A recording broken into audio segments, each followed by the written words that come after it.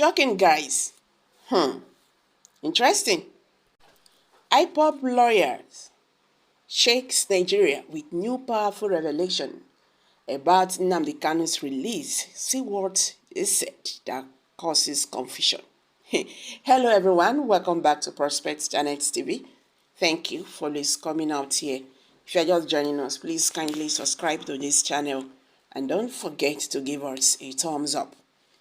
Nnamdi Kanu, the detained leader of the indigenous people of Biafra, IPOB, had spoken out against the Supreme Court of Nigeria's decision to uphold his continued detention.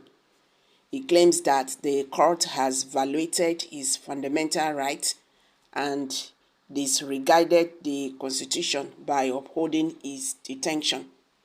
Despite the fact that it has previously declared his extraordinary rendition from Kenya, revocation of his bail by the Nigerian government, and the invasion of his home by security personnel as unlawful, Kanu's remarks shows his deep dissatisfaction with the court decision, which he believes was unjust.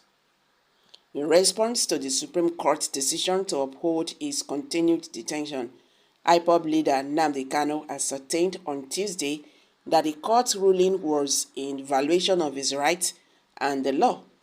He cited the judgment of the Court of Appeal, which had discharged and acquitted him and ordered his release from the custody of the Department of State Service (DSS). Kanu is demanding that the Supreme Court adhere to the decision of the lower court and release him immediately. He urged that his continued detention is unlawful and a violation of his fundamental rights.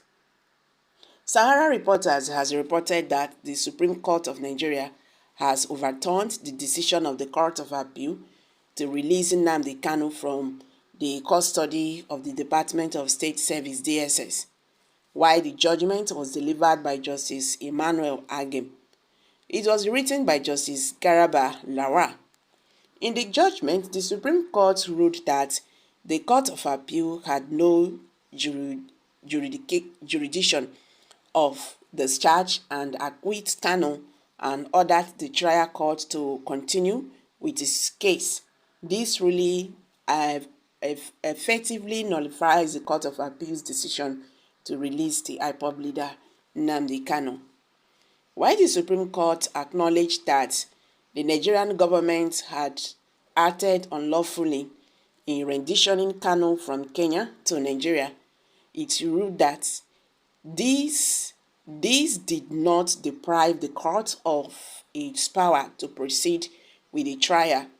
This implies that the court will move forward with the trial regardless of the unlawfulness of the Nigerian government's actions. So the court's ruling has sparked controversy, with some questioning whether it is fair to try someone who was unlawfully adopted and brought before the court. In response to the Supreme Court's ruling, Kanu's legal team, led by Barrister Ifeanyi Ejiofor, visited him and informed him of the verdict. Kanu expressed his reservations about the court's decision and questioned whether it had effectively repealed the constitutional provisions that were cited in support of his release.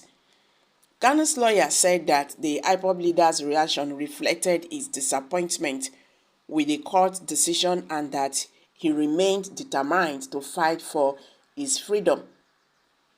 While accepting the Supreme Court's verdict, Kanu noted that his decisions are not infallible but are final because the Supreme Court is the highest court in the land.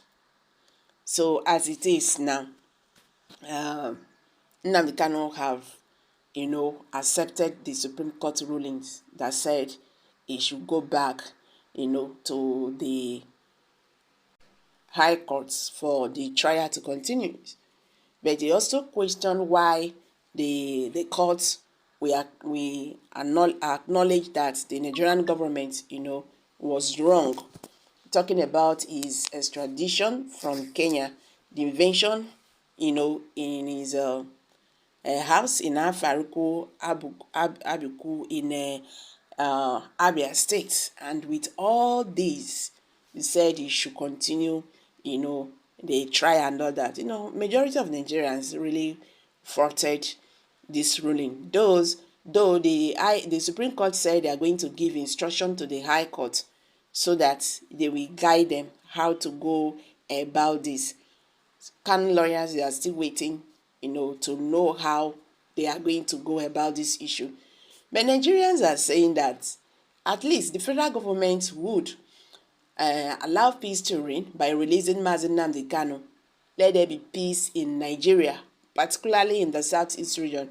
You can recall that since Nnamdi was adopted in Kenya and repatriated back to Nigeria in 2021, the southeast had never been the same. So, the wahala now still dey ground.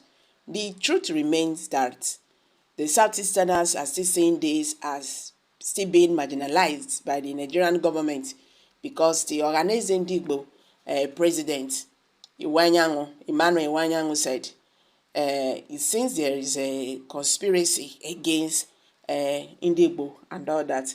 So guys, let's hear from you. Kindly share your thoughts below the comment section. If you're just joining us, subscribe to this channel and